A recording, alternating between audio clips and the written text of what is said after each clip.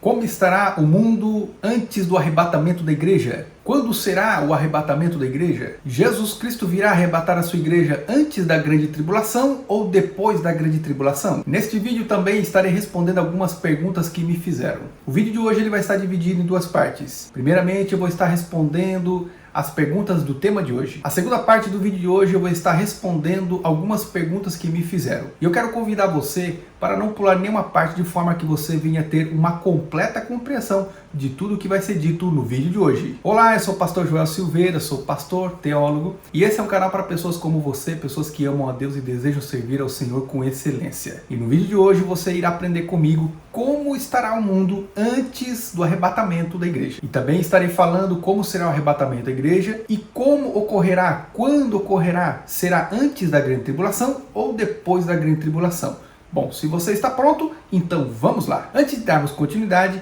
eu gostaria de convidar você para verificar se você já está inscrito no nosso canal. Caso você ainda não seja inscrito, gostaria de convidar você para me dar a honra da sua inscrição.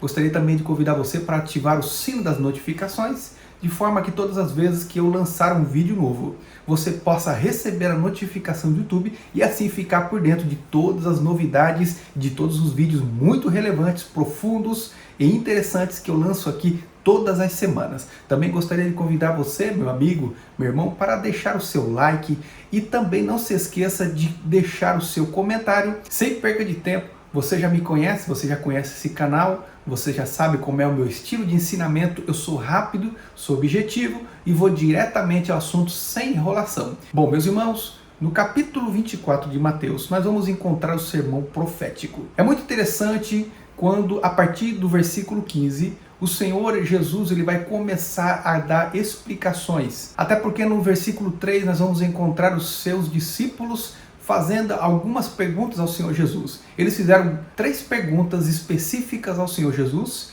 e ele vai estar então respondendo no decorrer deste capítulo 24. Eles perguntaram para Jesus: dize-nos quando acontecerão estas coisas. Depois eles perguntaram: e qual é o sinal da tua vinda e dos fins dos tempos? Ou seja, eles fizeram 3 perguntas e o Senhor Jesus então agora ele vai estar respondendo em todo o decorrer do capítulo 24. É muito importante sabermos que outros evangelistas eles também descreveram o mesmo sermão, ou seja, o mesmo culto, a mesma pregação no mesmo dia. Os outros evangelistas eles irão escrever outros detalhes que Mateus não vai descrever. Nós vamos ver alguns detalhes interessantes que justamente servem para nos trazer luz e entendimento ao capítulo 24 de Mateus, visto que outros evangelistas também descreveram o mesmo evento. Então, pastor Joel, o que nós devemos fazer para que nós venhamos ter uma completa compreensão do assunto e do sermão profético? Bom, meus irmãos, nós precisamos unir todos os evangelhos que falam do mesmo evento, da mesma pregação, do mesmo culto, juntarmos essas informações e aí sim nós vamos ter agora uma completa e uma perfeita compreensão do texto do qual nós queremos entender as palavras do Senhor Jesus. Então, pastor Joel, mas quais são os outros evangelistas que falaram, que descreveram a mesma pregação? Olha, nós vamos encontrar o sermão profético no livro de Mateus, capítulo 24. Nós vamos encontrar também no livro de Marcos, capítulo 13. Então agora nós precisamos unir todos os evangelhos e pregar a mesma pregação e colocar agora peça com peça, juntar como se fosse um quebra-cabeça, e então nós vamos ter uma perfeita e uma completa compreensão do texto. Porque são pessoas muitas vezes que por falta de conhecimento acabam fazendo uma interpretação errada do assunto que eles desejam falar. Partindo com esta base interpretativa da palavra de Deus, no versículo 24 nós vamos ver os discípulos ouvindo a palavra. Agora, no livro de Lucas, no capítulo 17, nós iremos encontrar ali os fariseus. Esses detalhes nós não vamos encontrar no livro de Mateus 24. Ou seja, quando Jesus estava ensinando, ele não estava ensinando somente para a igreja, ou seja, os seus discípulos, que naturalmente depois se tornariam a sua igreja. Mas o sermão que Jesus estava ensinando, ele era para um público muito vasto. Ali existia muitas pessoas diferentes. É por isso que é muito importante você conhecer o contexto no qual o texto está inserido. Você fazendo assim, você vai ter uma perfeita compreensão do assunto que está sendo falado. E aí você não irá interpretar erroneamente a palavra de Deus. Bom, pastor Joel, como estará o mundo antes do arrebatamento da igreja. Segundo a revelação bíblica, o mundo estará normal. As pessoas viviam normalmente. Prova isso na Bíblia, pastor Joel. Apóstolo Pedro ele vai estar respondendo a esta pergunta. 2 Pedro, capítulo 3, do versículo 2 ao 4 e também o versículo 6. Ali está escrito, diz que nos últimos dias viriam escarnecedores falando, onde está a promessa da sua vinda? Até porque tudo está como desde o início, desde o começo. Ou seja, o próprio contexto está dizendo claramente que nos últimos dias as pessoas escarneceriam dos pregadores, dizendo aonde está a promessa da vinda do Senhor Jesus? Porque tudo está como desde o começo, ou seja, não há mudança. Nós não estamos vendo nada que diga que Jesus está voltando. Ou seja, no final dos tempos, as pessoas vão estar vivendo normalmente. Livro de Mateus, capítulo 24, versículo 37 e 38. Assim como foi nos dias de Noé, eles comiam, bebiam, casavam, davam-se casamento, até o dia que Noé entrou na arca, destruindo o mundo. Ou seja, ali estava tudo normal. Noé é um símbolo da igreja. Então nós vamos ver que Deus primeiramente põe Noé e a sua família dentro da arca, livrando então Noé e a sua família do dilúvio universal, derramando então, após isso, a sua ira em toda a terra através do dilúvio. Interessante que o texto vai dizer que eles comiam, bebiam, casavam, davam-se casamento. Meus irmãos, isso é uma grande evidência de que nos últimos dias, antes que o Senhor Jesus venha arrebatar a sua igreja, as pessoas vão estar vivendo normalmente. No versículo 37 e 38, quando o Senhor Jesus está falando que eles comiam, bebiam, davam-se casamento e casavam-se. Isso é muito interessante porque fala que eles estavam vivendo normalmente. Nós não vamos ver trombetas, nós não vamos ver selos, nós não vamos ver estrelas caindo do céu, nós não vamos ver nuvens de demônios, nós não vamos ver destruições, mas vamos ver pessoas vivendo normalmente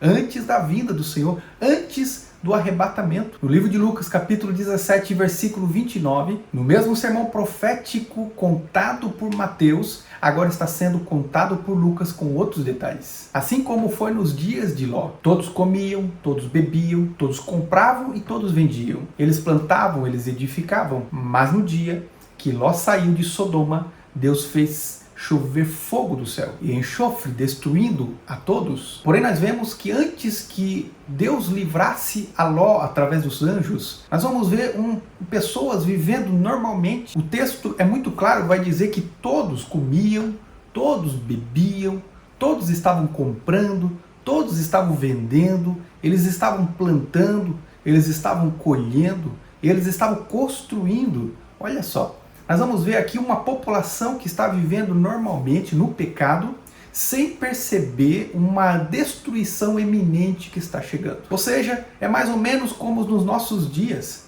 As pessoas hoje estão vivendo no pecado, elas estão comendo, estão bebendo, elas estão plantando, estão colhendo. As pessoas hoje estão vivendo normalmente. Assim também entendemos que Ló é um símbolo da igreja. Deus primeiramente tira Ló e a sua casa, a sua família, do local de destruição. E depois disso, então, ele derrama a sua ira sobre todos os rebeldes, sobre todos aqueles que estavam vivendo uma vida de pecado, na depravação. Aqui nós estamos vendo, meus irmãos, a normalidade que as pessoas vão estar vivendo nos últimos dias. Antes do arrebatamento da igreja, as pessoas vão estar vivendo uma vida normal. Elas vão estar comprando, vendendo, comendo, bebendo, casando, dando-se em casamento, festejando, sim, festejando o casamento. Elas vão estar vivendo uma vida normal. Eles vão estar plantando, colhendo, vão estar construindo, vão estar vivendo uma vida normal. Os pós-tribulacionistas, eles afirmam que a igreja vai ser arrebatada no final da grande tribulação, após sofrer os selos da ira, as trombetas da ira e também as taças da ira de Deus. Mas a pergunta é, como as pessoas vão comer, beber, casar, dar esse casamento, plantar, colher?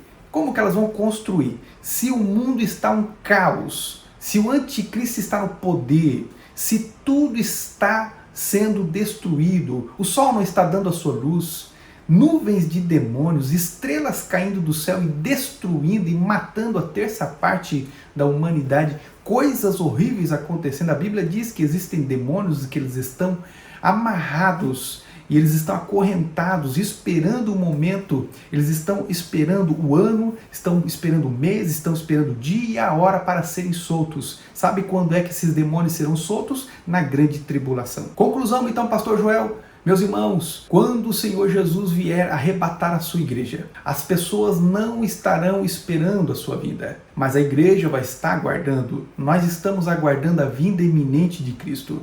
Ele vai estar arrebatando a sua igreja, e após o arrebatamento da sua igreja, então agora o Senhor vai derramar a sua ira sobre todos aqueles que ficarem na terra, aqueles que negaram a Cristo, aqueles que não receberam a Jesus como seu Salvador, aqueles que não se tornaram filhos de Deus através do sacrifício do Senhor Jesus, aqueles que rejeitaram a cruz, aqueles que nos perseguiram, aqueles que falaram mal da igreja, os judeus, os gentios, todos aqueles que estão vivendo uma vida de pecado, eles vão ficar para trás. Mas para mim e para você que amamos a Cristo, para nós que lavamos as nossas vestimentas no sangue do Cordeiro, nós estamos esperando o arrebatamento da igreja. E após o arrebatamento da igreja, então o Senhor agora derrama os selos da sua ira. Deus vai derramar também agora as 7 trombetas da ira e também agora as 7 taças da ira. Louvamos ao Senhor que a igreja vai ser arrebatada e vai voltar agora com Cristo no livro de Apocalipse, capítulo 19.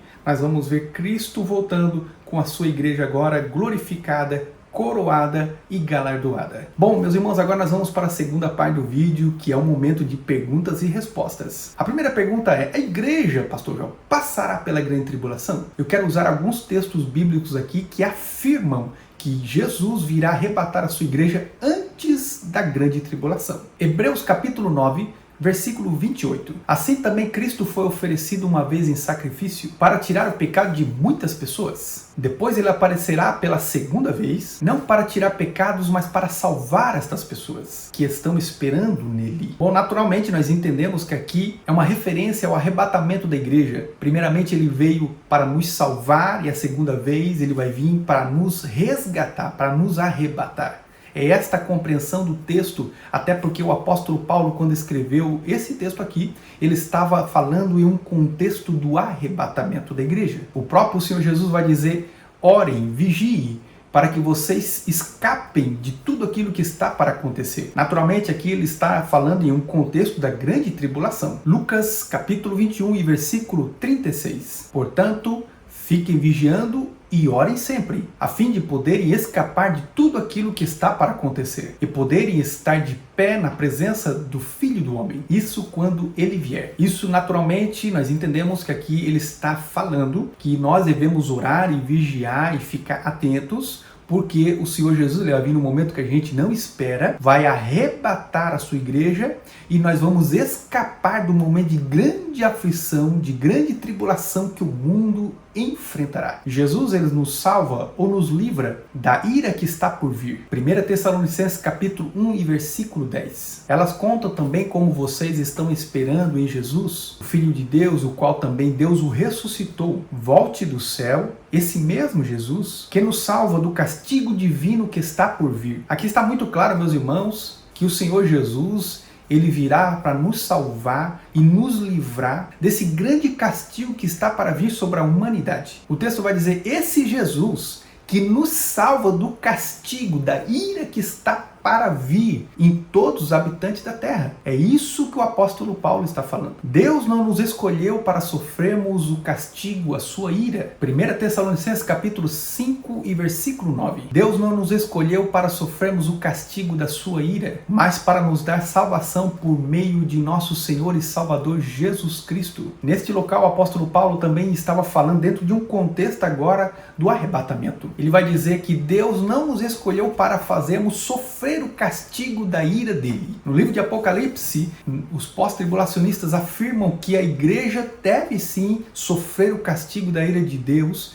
porque a igreja primitiva viveu isso. Meus irmãos, mas aqui nós estamos falando agora em um contexto escatológico. Nós estamos falando aqui em um contexto dos fins dos tempos. E no contexto dos fins dos tempos, segundo a revelação bíblica, não segundo aquilo que eu penso, mas o que a Bíblia nos diz, é que Deus vai nos livrar desse momento de aflição da ira de Deus. Este que será um castigo divino, que vai ser derramado sobre todos os habitantes da terra, mas a igreja vai ser livre, vai ser tirada desse momento. Nós não vamos passar por esse grande momento de aflição como nunca o mundo sofreu antes. Apocalipse capítulo 3 e versículo 10. Você guardou a palavra da minha perseverança, por isso também eu te guardarei da hora da provação, que há de vir sobre o mundo inteiro, para provar os que habitam na terra. Meus irmãos, quando nós lemos a palavra da hora, não significa na hora. Tem muita diferença entre da hora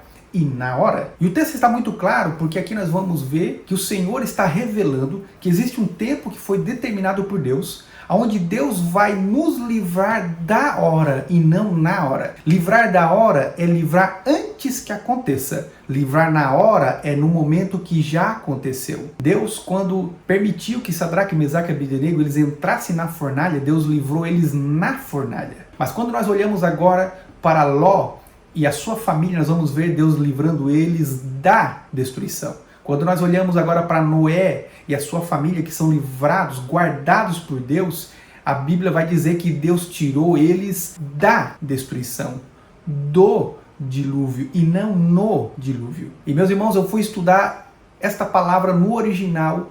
Nós vamos encontrar realmente Deus afirmando que vai guardar a igreja da provação. Ou seja, a igreja não passará pela grande tribulação, porque Deus vai guardar antes que a provação chegue, antes que a grande tribulação inicie, a igreja será arrancada, a igreja será tirada desse momento de aflição da provação e não na provação. Pastor Joel, então o que eu tenho que fazer para ser livre desse grande momento de aflição que há de vir sobre todos os moradores da terra? A Bíblia diz que nós devemos receber Jesus Cristo como nosso único, fiel e exclusivo Salvador e a partir de agora então viver em novidade de vida, não buscando mais as coisas dessa terra, mas buscando primeiramente o reino de Deus e a sua justiça, e a Bíblia diz que todas as demais coisas nos serão acrescentadas. Precisamos receber a Jesus Cristo, fazendo assim nós nos tornaremos filhos de Deus. Fazendo assim, nós também nos tornaremos herdeiros da promessa e co-herdeiros com Cristo. Segunda pergunta, Pastor Joel, a escola pré-tribulacionista é uma escola recente? Bom, muitos pós-tribulacionistas usam esse argumento para dizer que a escola que eles defendem é a correta. Primeiramente, precisamos entender que o estudo escatológico ele é progressivo. E também para todos aqueles que são desinformados, no ano 313 depois de Cristo, Constantino agora ele vai dar liberdade aos cristãos. Até então, eles eram perseguidos. Logo após, Teodósio declara que o cristianismo seria agora a religião do Império Romano. E a Igreja Católica, então, agora era a nova igreja do Império Romano. E era agora uma igreja, então, totalmente corrompida, mística e longe da verdade bíblica. Naturalmente que eu não quero nesse vídeo falar sobre os detalhes de como é que eles viviam, quais eram as práticas pagãs que eles estavam agora infiltrando no cristianismo, mas eu quero ir diretamente naquilo que nos interessa. Resumindo, desde 300 depois de Cristo até 1500, neste período a Igreja Católica estava no domínio e não nos deixou nenhum documento relevante falando com respeito aos fins dos tempos. Então agora vamos chegar no momento que nos interessa, que é no ano de 1517, quando Martinho Lutero ele vai dar início ao protestantismo. E ele vai pregar agora as 95 teses lá na porta da igreja. Gerard Way, na sua obra A História da Igreja, um livro que ele é muito relevante, ele disse algo interessante com respeito à igreja. Nem Calvino, nem Lutero deram atenção aos temas com respeito aos fins dos tempos. Então nós vemos aqui um escritor que ele vai falar algo muito interessante, que na Reforma Protestante, nem Martinho Lutero, nem Calvino, eles dedicaram tempo ou atenção nos estudos com respeito aos fins dos tempos. E nós vemos aqui que alguns pós-tribulacionistas, provavelmente desinformados, eles vêm dizer que o pré-tribulacionismo é uma escola recente de interpretação bíblica, é não conhecer a história da igreja, e eu quero crer que é desinformação, que é ignorância e não maldade. Então é muito importante entendermos algo. Todas as escolas teológicas que existem com respeito aos fins dos tempos e que nós podemos ter como relevantes para o nosso ensinamento hoje, elas não têm mais de 500 anos. Até porque agora os reformadores estrondosos, eles não dedicaram tempo nos assuntos de escatologia com respeito aos fins dos tempos. Jesus Cristo ele ensinou o pré-tribulacionismo para a igreja. E Jesus Cristo também ensinou com respeito ao pós-tribulacionismo para os gentios, para Israel e para todos aqueles que não receberam a Jesus como seu Salvador. Os apóstolos, eles eram pré-tribulacionistas. Nós vamos ver João na ilha de Patmos, agora recebendo as revelações, ele também era pré-tribulacionista. Ou seja, todos eles acreditavam que a vinda do Senhor Jesus ela seria iminente. Eles não sabiam o momento, o tempo, a hora em que o Senhor Jesus viria. O próprio apóstolo Paulo vai dizer que primeiramente os mortos em Cristo ressuscitam, depois nós, ele mesmo se inclui no arrebatamento. Ele vai dizer, nós, os que estivermos vivos, seremos arrebatados. Ou seja, eles acreditavam que Jesus Cristo viria no tempo deles. Ou seja, eles tinham convicção daquilo que eles estavam ensinando. Mas aqui somente para informação de todos aqueles que estão aqui vendo esse vídeo. No século III nós encontramos livros que são pré-tribulacionistas. No século IV também vamos encontrar alguns autores que são pré-tribulacionistas. Autor muito conhecido que se chama Pseudo-Efra. Falar que não existe nada na literatura com respeito ao pré-tribulacionismo nos nossos pais da fé é não conhecer nada de literatura e nem de história da igreja. Até porque nós temos que levar muito em consideração é o que aconteceu após a Reforma Protestante. É que a igreja agora novamente ela volta para a verdade. E um teólogo agora conhecido como Morgan Edwards, no século XVII, ele organizou muito bem agora a visão pré-tribulacionista. E o escritor John Nelson Darby, um homem que era teólogo, poliglota, estudioso bíblico, um homem reconhecido em todos os lugares. E no século XIX foi ele que sistematizou agora a visão pré-tribulacionista. Eu gostaria também de dizer que existe uma história de mau gosto contada pelos pós-tribulacionistas. Eles dizem que uma menina chamada Margaret MacDonald, uma menina de 15 anos, eles dizem que essa menina ela teve uma visão, e nessa visão somente os crentes preparados seriam arrebatados. E somente quem visse um sinal secreto no céu, isso no final da grande tribulação, seria então arrebatado. Essa menina, para quem não sabe, ela era pós-tribulacionista. E naquela época, no ano de 1800 aproximadamente, eles acharam que ela era pré-tribulacionista. E os pós-tribulacionistas, eles criaram essa história de mau gosto, uma história maldosa, somente porque eles eram contemporâneos. Eles então associaram a visão de Margaret MacDonald com a visão do teólogo John Nelson Darby. Tem muito material que fala sobre esse assunto, principalmente na língua inglesa. O problema é que os pós-tribulacionistas, eles não fazem a lição de casa, muitas vezes eles ficam vendo vídeos e simplesmente ficam passando essa informação para frente, sem fazer pesquisas, sem realmente ter certeza daquilo que eles estão ensinando. O próprio teólogo John Nelson Darby, ele vai declarar algo interessante. Ele achava que ela estava sendo usada por um espírito de engano. Ele também disse que a profecia dela, ele acreditava que fosse diabólica. A verdade é que os pós-tribulacionistas muitas vezes eles não respeitam a história e nem os fatos verídicos, mas eles contam muitas vezes as histórias para que possam ser a favor deles. Na verdade, nem ela mesma acreditava nessa visão, porque ela era pós-tribulacionista. Terceira pergunta: quem está detendo o anticristo? 2 Tessalonicenses capítulo 2, versículos 7 e 8. Porque já o ministério da injustiça está operando. Somente há um que impede até que do meio seja tirado. E então será revelado o iníquo, a quem o Senhor o destruirá com assopro da sua boca, e aniquilará com o esplendor da sua vinda. Pastor, quem impede a manifestação então do anticristo? Eu acredito que quem impede a manifestação do anticristo é a igreja no poder do Espírito Santo. A Bíblia diz, importa que primeiro seja tirado. Quem? A igreja? Naturalmente que quem impede a manifestação do anticristo não é o diabo, mas é a igreja no poder do Espírito Santo. Ou seja, quando a igreja for tirada, arrebatada, então agora se manifestará o anticristo. Então a pergunta foi respondida: quando a igreja for tirada, o anticristo se manifestará. Mas esta manifestação será depois detida agora pelo Senhor Jesus no final da grande tribulação. Quarta pergunta: a trombeta de 1 Tessalonicenses capítulo 4, versículo 16 e 17 é a última trombeta de Apocalipse capítulo 11, versículo 15? A resposta é não. Nós cremos que os eventos de 7 selos, 7 trombetas, 7 taças, são eventos cronológicos. Ou seja, primeiramente nós teremos os 7 selos, depois nós teremos as 7 trombetas e por final as 7 taças. Os pós-tribulacionistas, eles afirmam que haverá o arrebatamento, que haverá a ressurreição de mortos e haverá logo após o milênio. Então eles afirmam que a última trombeta de Apocalipse capítulo 11, versículo 15, é a mesma trombeta que vai tocar no livro de 1 Tessalonicenses, capítulo 4, versículo 16 e 17. Mas a confusão está justamente aqui, porque eles entendem que a última trombeta que é tocada em Apocalipse é a trombeta do arrebatamento. Mas na verdade, se a gente for olhar, a trombeta de Apocalipse é trombeta de ira.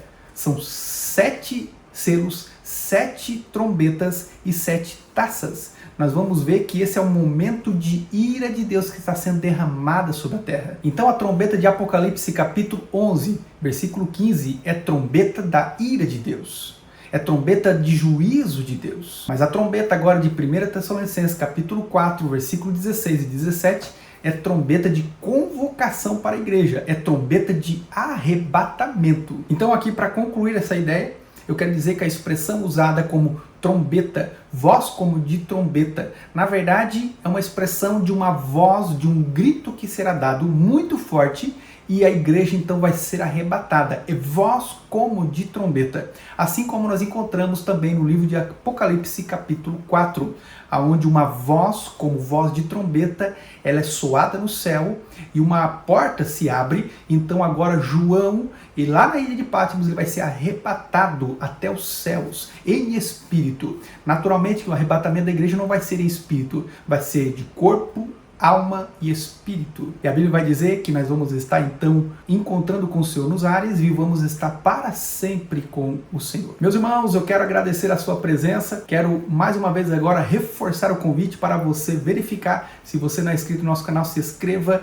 me dê a honra da sua presença, da sua inscrição. Também ative o sino das notificações, dê o seu like, faça o seu comentário e que Deus abençoe a sua vida. Eu quero agora indicar para você 2 vídeos muito interessantes que vão inclusive completar esse daqui, vídeos onde eu vou falar sobre as 70 semanas de Daniel, vou falar sobre a vinda do Senhor, sobre o arrebatamento, sobre as visões, sobre as escolas várias que existem. Esses vídeos irão ajudar muitíssimo você. Que Deus abençoe e nós nos vemos no próximo vídeo. Um forte abraço a todos.